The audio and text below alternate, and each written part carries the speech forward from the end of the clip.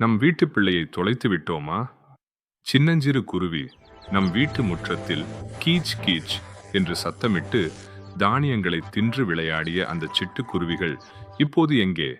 முன்பெல்லாம் காலை நேரமே அந்த சட்டத்தில்தான் தொடங்கும். ஆனால் இன்று பல குழந்தைகளுக்கு சிட்டுக்குருவி என்றால் என்னவென்றே தெரியவில்லை. இன்று மார்ச் 20 உலக சிட்டுக்குருவிகள் தினம். நம்மை சுற்றியிருந்த இந்த சிறிய நண்பர்களை நாம் எப்படி தொலைத்தோம்? வாருங்கள் பார்ப்போம். சிட்டுக்குருவிகள் அழிவதற்கு முக்கியமான 3 காரணங்கள். நவீன வீடுகள். ஓட்டு வீடுகள் மறைந்து காங்கிரீட் காடுகளாக மாறியதால் அவற்றுக்கு கூடு கட்ட இடமில்லாமல் போய்விட்டது. பூச்சிக்கொல்லிகள்.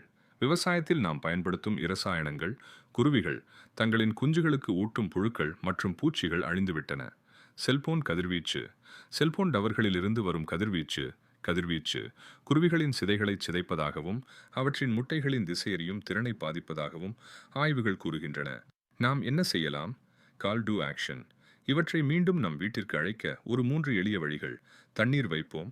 கோடை காலம் என்பதால் ஒரு சிறிய மண் பாத்திரத்தில் உங்கள் வீட்டு மொட்டை மாடியில் அல்லது பால்கனியில் தண்ணீர் வையுங்கள்.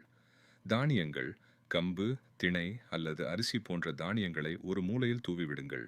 கூடு அமைப்போம். அட்டை பெட்டி அல்லது மரத்தாலான சிறிய செயற்கை கூடுகளை உங்கள் வீட்டின் உயரமான பகுதியில் கட்டி தொங்க விடுங்கள். வெறும் பறவை மட்டுமல்ல, அது நம் சுற்றுச்சூழலின் ஆரோக்கியத்தை காட்டும் ஒரு கருவி. அவை அழிந்தால் மனிதர்களாகிய நமக்கும் ஆபத்துதான். இன்றைய தினத்தில் ஒரு சபதம் எடுப்போம். நம் வீட்டு மொட்டை மாடியில் குருவிகளுக்காக ஒரு கிண்ணம் தண்ணீர் வைப்போம். இந்த தகவலை உங்கள் நண்பர்களுக்கும் பகிருங்கள். #SaveSparrows